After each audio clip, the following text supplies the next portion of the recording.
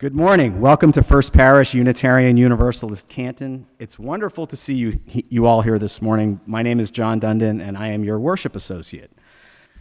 So this morning, our minister, the Rev.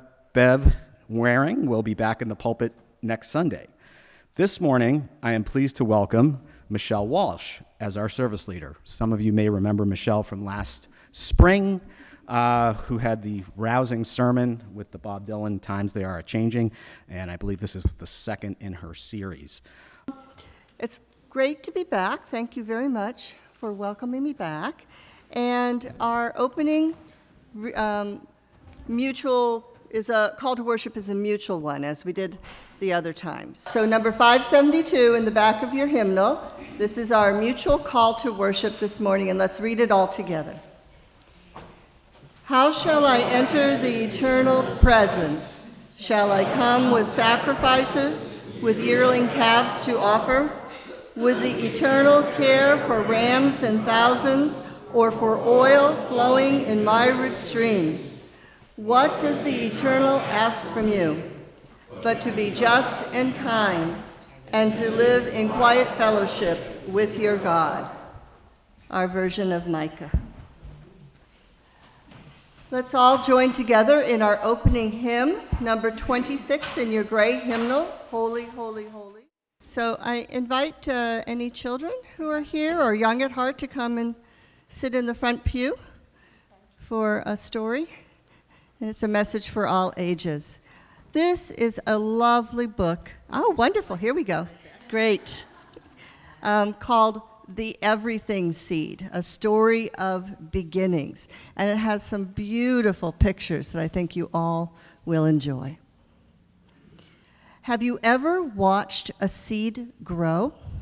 Have you ever noticed how it begins so small, so still, so quiet, like a gift wanting to be opened, and how slowly it wakes up and begins to unfold, growing into something larger?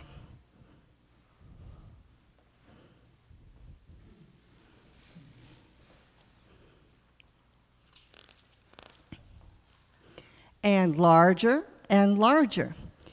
Then you know that whatever comes from a seed usually ends up looking very little like the seed that it came from, which is also true of the very first seed.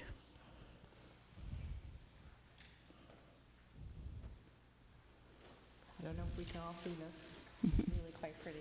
You can come up and look at it later. It is a stunning book.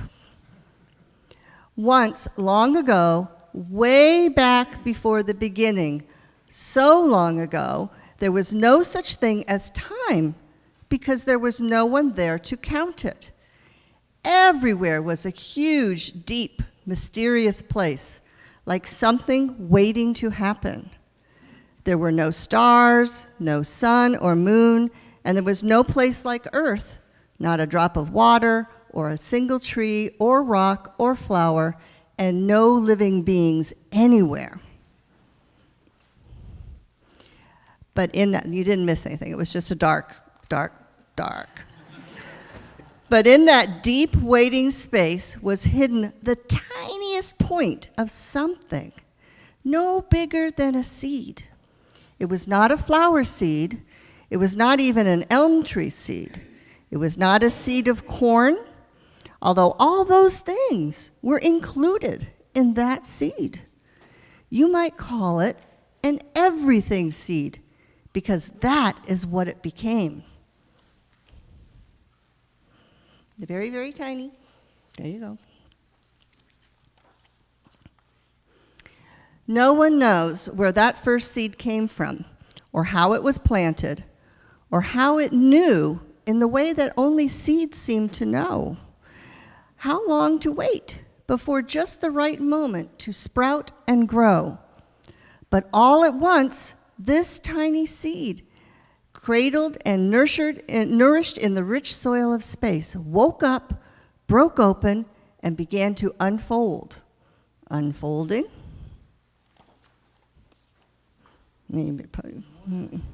Unfolding.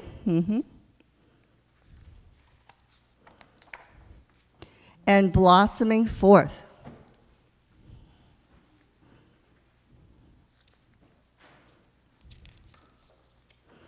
into an enormous blazing ball of bright light.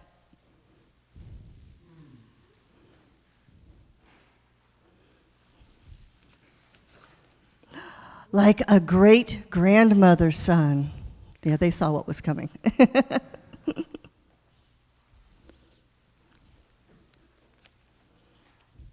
And the universe was born. How about that?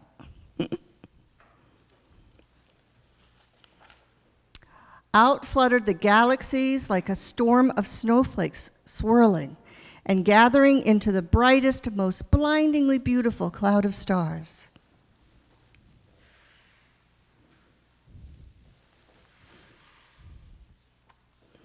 And out of those star clouds whirled our own star, the one that we call sun, and the earth and the moon and all the round spinning planets that we have learned how to name.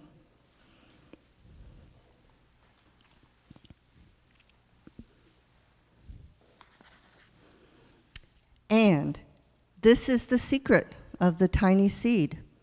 You and I and her and they were all there in the very beginning. You want to show that? She's so engrossed in the story herself right now.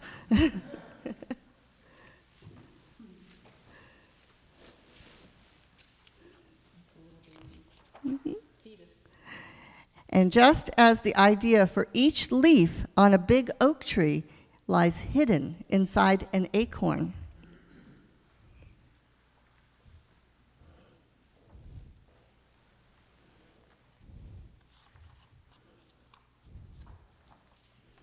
we were there with all the stars and planets, all the rocks and oceans, plants and animals and people. Everything that is now, ever was, or ever will be, was inside that tiny first seed. That one you'd have to come up close to see the animals in the picture and things. It's quite a remarkable painting. So whenever you hold a seed in your hand and wonder what it could become, imagine how you and all that is here once came from the tiniest speck of an everything seed before it sprouted and grew long, long ago in the way back beginning of time.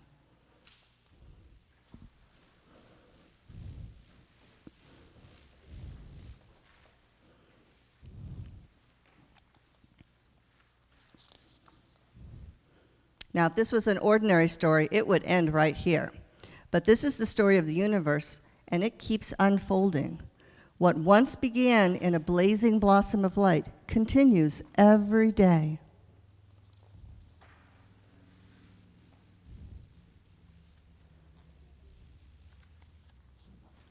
New stars sprout open in the deep soil of space. New plants and animals appear on Earth. Seeds of many kinds are scattered all over the earth.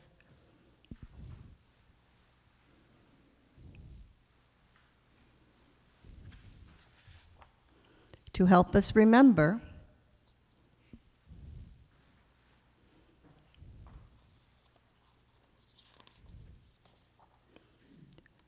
and new people are born every day with the spark of that first light still alive and burning inside, waiting.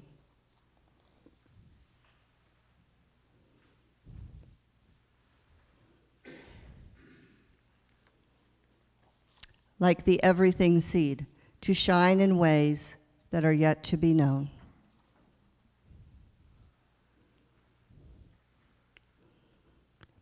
Blessed be.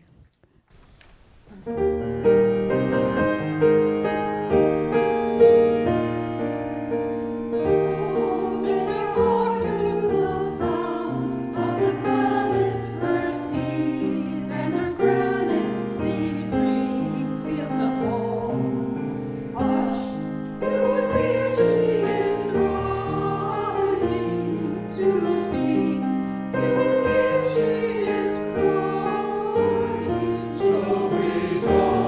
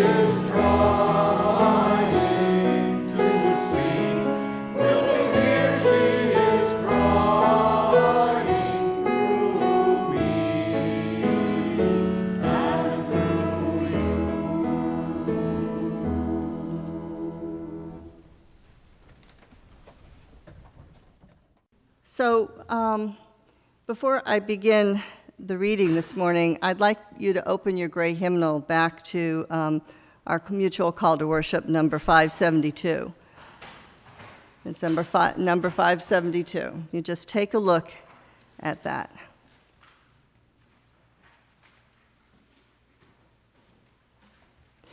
The reading in our hymnal is a vastly modified, edited version of the original Hebrew, which I will read now in English translation. So this is the original Micah, chapter 6, verses 6 through 8, from the Tanakh, which is the Hebrew scriptures, the Hebrew Bible. And as you know, we shouldn't say Old Testament, because Jewish people sometimes would object to calling their Bible the Old Testament. Okay, we should call it the Hebrew Scriptures. But this is from the Tanakh. With what shall I approach the Lord, do homage to God on high? Shall I approach him with burnt offerings, with calves a year old?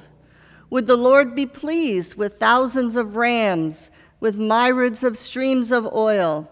Shall I give my firstborn for my transgression, the fruit of my body for my sins? He has told you, O man, what is good, and what the Lord requires of you, only to do justice, and to love goodness, and to walk modestly with your God. Then will your name achieve wisdom. This is the version that the Christians began to use, this additional one that I will read. It's a little more close to ours, but still ours is vastly modified. So from the NSRV, with what shall I come before the Lord and bow myself before God on high? Shall I come before him with burnt offerings, with calves a year old? Will the Lord be pleased with thousands of rams, with 10,000s of rivers of oil? Shall I give my firstborn for my transgression, the fruit of my body for the sin of my soul? He has told you, O mortal, what is good, and what does the Lord require of you, but to do justice, and to love kindness, and to walk humbly with your God. Still closer to the Hebrew and a little closer to where we went with this. But you notice the differences, and particularly striking where we went with this? Our hymnal, along with our chalice lighting, are among the very few shared practices that we have as Unitarian Universalist congregations. And as worship practices, they speak to our shared theology, both to our aspirations as well as to what we choose to exclude. Now, I draw your attention particularly to the fact that we focus on justice and kindness and living in quiet fellowship with our God. What we choose to exclude are a mention of a God on high, transgressions, or sins, as well as the language of walking modestly or humbly with our God. Most particularly in both our Unitarian Universalist tradition as well as the Christian NSRV version, which we draw from, we entirely drop the last line of the Hebrew scripture. Then will your name achieve wisdom.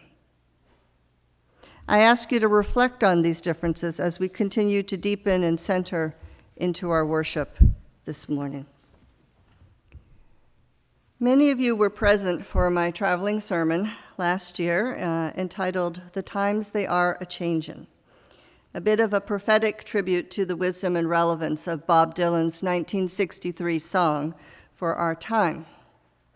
In that sermon, I drew attention to various social justice movements of our era and to the fact that the leadership of our Unitarian Universalist Association is deeply immersed in preparing our Unitarian Universalist movement and congregations for our own role in these times, including regionally, nationally, and internationally. Now we know that we really have only a decade left to avoid catastrophic change for ourselves, our children, and future generations. I was really so very pleased to see members of Canton represented at the Boston climate strike this past Friday. This sermon is my traveling sequel to the first sermon, part of a series of 3 I've planned. And this one is a personal and prophetic and pastoral reflection on being a decent human being during these times. And this sermon has its own stories behind it. Now, within our Unitarian Universalist tradition, I tend to describe myself as a humanist who practices Buddhism, as well as a mystic, or one who appreciates the larger mystery, including scientifically. I also like the phrase coined by my colleague, the Reverend Tom Owen Toll, as the title of his book about the heart of our Unitarian Universalist faith tradition. It's titled, Free-Thinking Mystics with Hands. Isn't that a great title? I do believe that the spirit of life and love moves in mysterious ways, and I'm learning to notice and trust in the ways of that mystery a bit more often, usually, except when I get annoyed with the lesson of a particular way. However, one positive learning from the mystery is the origin of this sermon back in 2008. I had recently been ordained, and I was feeling a little dry for inspiration for my sermon topic that Sunday. At that time, I was working in a nursing home part-time as a pastoral psychotherapist, and just as an idle conversation point and with a fondly teasing tone, I asked one of the elderly residents I was seeing what she thought I should preach for that coming Sunday. And for the sake of the sermon, I'll call her Ruby, though that was not her real name. Now let me give you a feel for Ruby and her life in her nursing home. Ruby was 86 years old at the time, and she had, like many of the residents in that particular nursing home, she had very few family members left to visit with her, and she suffered from moderate dementia. This nursing home was constructed as a home, but there really was only one private room. Most of the residents, including Ruby, shared a room with multiple beds and one single dresser for all of their personal belongings. Another colleague of mine, Reverend Margie King Safier, once said to me that our lives often work in reverse when we are approaching the end. While we begin life accumulating knowledge and things and relationships, we often end our lives by voluntarily or involuntarily reducing and constricting our life in many of these same areas.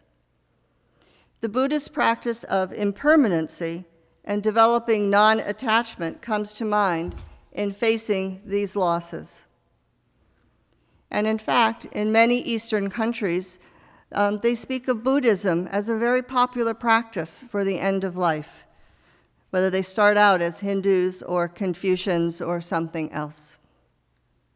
Now, Ruby was a rather feisty elderly woman, however, and she could be sharp-tongued and dismissive at points. And I asked her my question because I knew that she very much loved the church that she grew up in Maine. And I suspected she could easily relate to a minister needing to come up with a sermon topic. But I didn't expect much more than a gruff waving away of, my question and response. However, to my surprise, Ruby gave me a very serious look, and she said, "Preach on being a decent human being." Now, I don't remember if she actually wagged her finger at me, but that was the feeling, the intensity of what she said to me in that moment. Preach on being a decent human being. Thus saith my wise, feisty, 86-year-old elder. So here we are in a sermon that I will always dedicate to Ruby with the question of, what does it mean to be a decent human being? Do we, as Unitarian Universalists, hold this as a value and strive to be decent human beings, particularly as we face together enormous national and global challenges larger than we have ever had, particularly in light of ever-increasing impact by climate change and the movement now to calling it climate crisis, with the need to reach across deep lines of difference in these coming days. Now, I have a tendency to go to the dictionary and look up the root meaning for words. It's just my neurotic impulse. That's what I do. So I did that for the word decent. And here's what I found. Proper and fitting, not immodest, not obscene, chaste, conforming to approved social standards, respectable, satisfactory, fairly good, adequate. Yeah, does it sound like you? Fair, kind, and generous. So I thought, well, if I apply decent to being a human being, then some of this, but not all of it, sounds like the Lord's requirements of Micah, particularly the focus on modesty, which also relates to the language of humbleness. So to address Ruby's demand of my sermon, I need to ask if to be a decent human being during a time of climate crisis requires humility and modesty. And as Unitarian Universalists, how do we react when we hear those words as ethical requirements? Well, you already laughed at some of the words, right? As a theological practice, we have certainly dropped that language from our version of reading Micah in the hymnal. And based on my observations and experiences over the years, I think Unitarian Universalists do struggle a bit with the role of these particular virtues in our tradition. A tension exhibited in our historical practices as well as throughout our social justice practices, such as, for example, when we compartmentalize social justice as the responsibility of particular leaders, whom we then regard as the saints of our tradition. You know the folks, the ones who always do the social justice actions while the rest of us admire them from afar. As a practical theologian in the academy, as well as a community minister, I do believe that it is our practices that our actual theology is reflected. Notice, for example, what happened when a Unitarian Universalist rewrote the version of the final words of Micah for our hymnal. So now we're required to live in quiet fellowship with your God. That suggests a bit more equality in the relationship than having something larger than oneself to which one is required to respond and be accountable. Somehow I imagine someone at rest sitting comfortably in a rocking chair reading and meditating. They're living in quiet fellowship with their God. On the other hand, our hymn this morning, Holy, Holy, Holy, suggested a different conception of divinity as author of creation, mighty, hidden, and eternal. Now, this conception of God is so transcendent and all-powerful, one wonders how there's even a relationship to begin with to dare to walk humbly or modestly with that God. This conception is certainly less personal and more consistent with our Unitarian Universalist turn to transcending mystery and wonder from our first living tradition source. It's not a call to rest comfortably, but a call to curiosity and movement. I went digging a bit further in our Unitarian Universalist histories and in our hymnal, and I couldn't find one single reference to or category for either humbleness or modesty anywhere. Though there are certainly plenty of references to love and compassion and to justice and integrity. So sometime when you have a moment, look in the back of your hymnal and you see the topics and stuff, and there won't be one for humbleness or modesty there. But, none of these words, love, compassion, justice, integrity, none of them get metaphorically to the same personal implications as humbleness or modesty. Now, I guess when the bulk of our heritage has been to stand up as heretics against the dominant tradition, including at risk of death, there's not a lot of room for humility and modesty.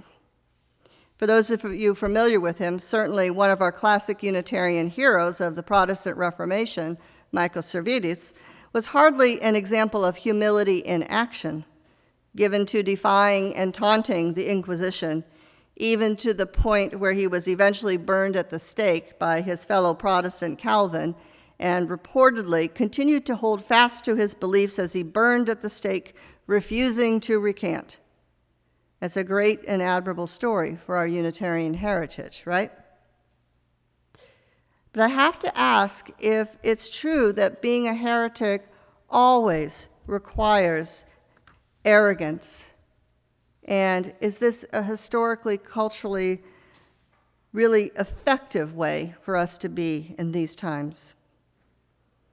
Quakers have somehow exuded a certain humbleness in upholding their faith tradition and proclamations, even to the point of death and persecution in history, too.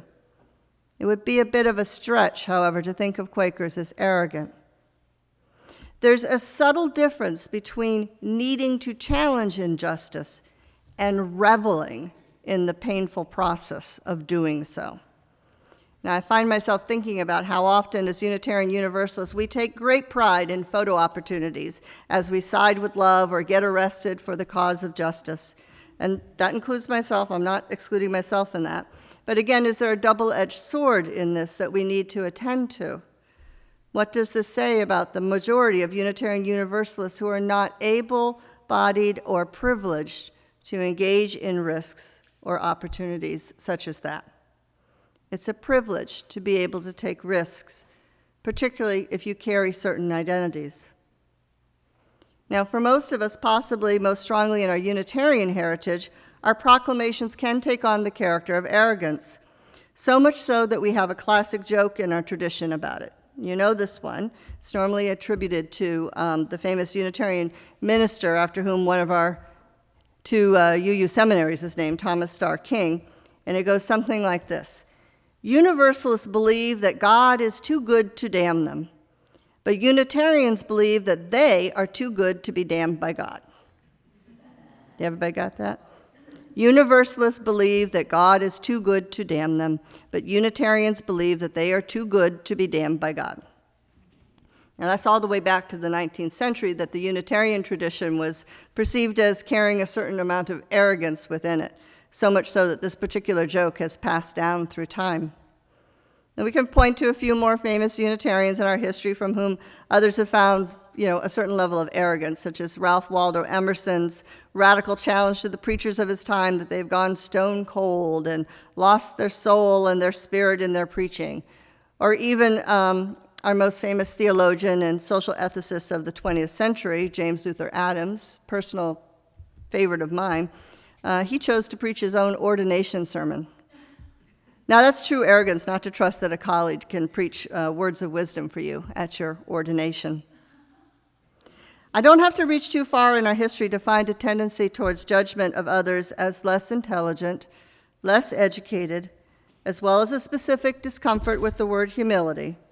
And I have sat among seminarians as well as among lay people who have spoken quite arrogantly about the religious tradition of others, usually evangelical or more conservative Christian traditions, and who have characterized those traditions as universally inferior to Unitarian Universalism.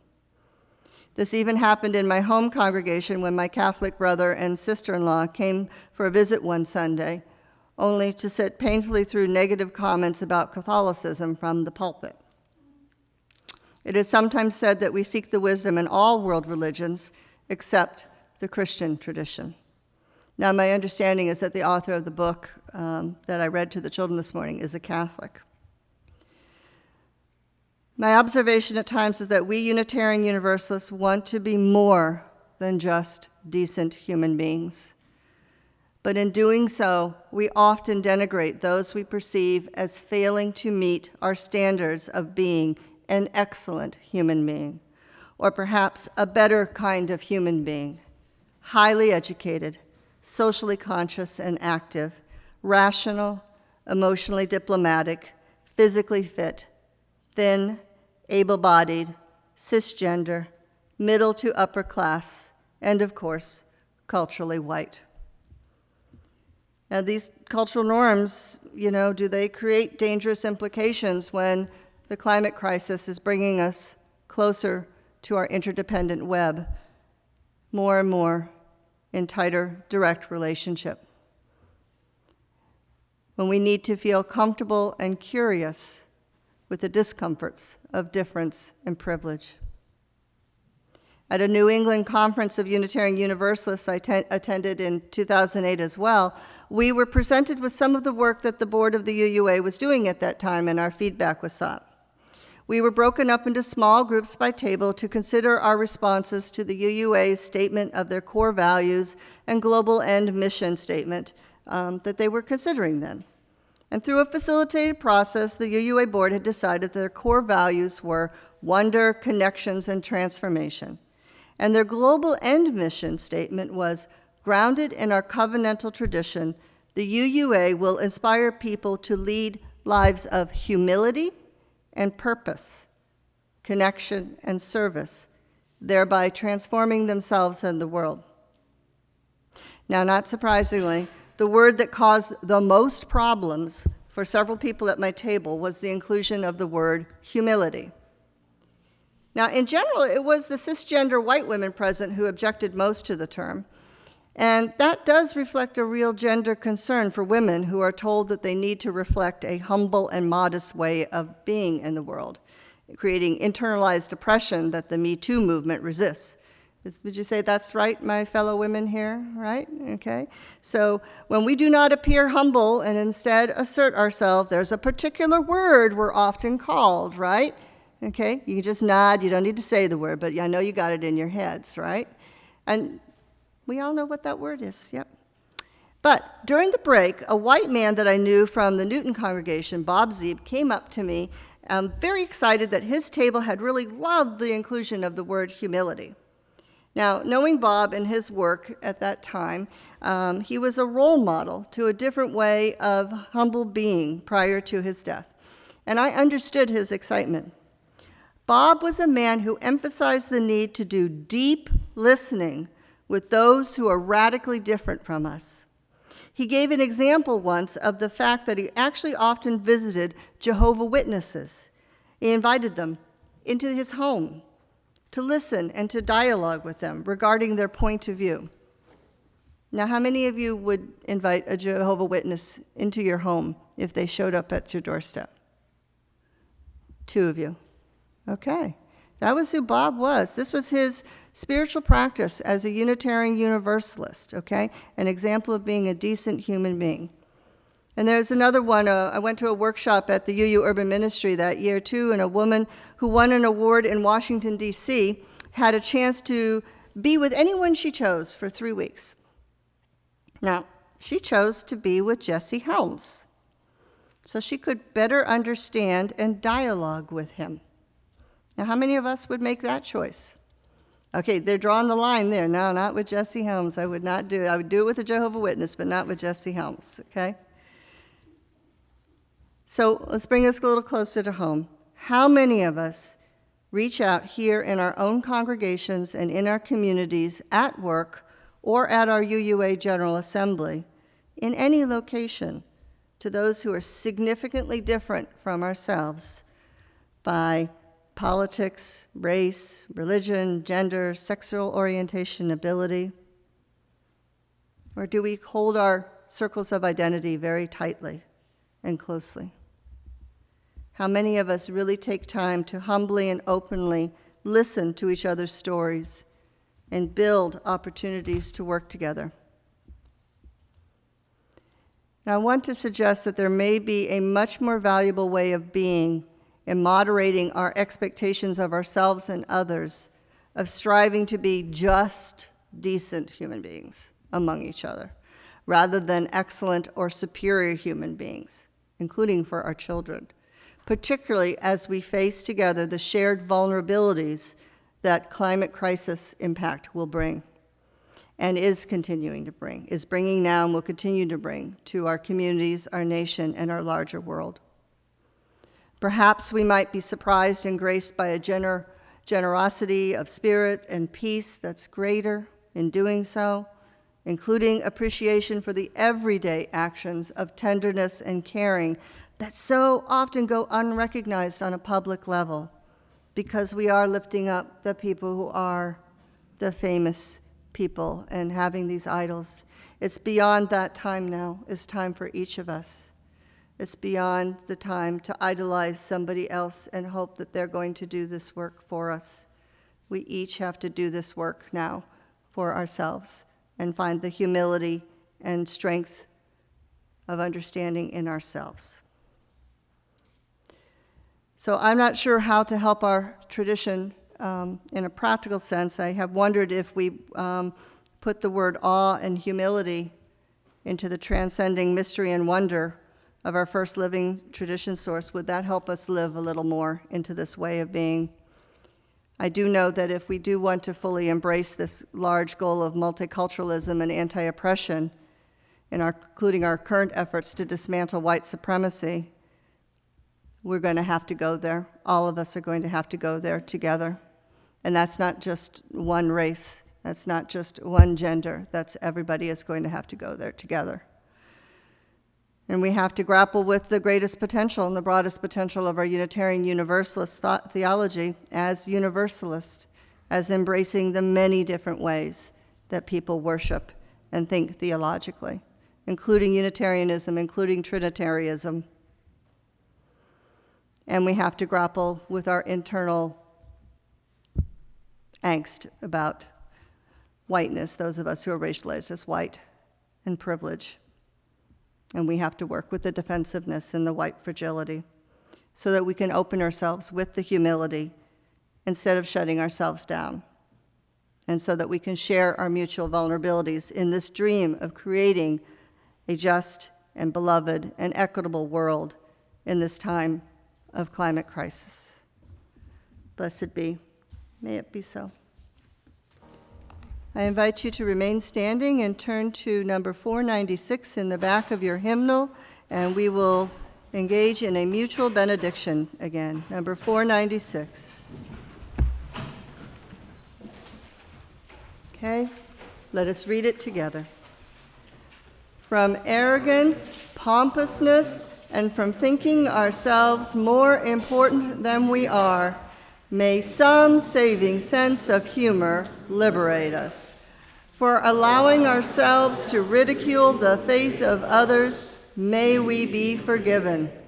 From making war and calling it peace, special privilege and calling it justice, indifference and calling it tolerance, pollution and calling it progress, may we be cured.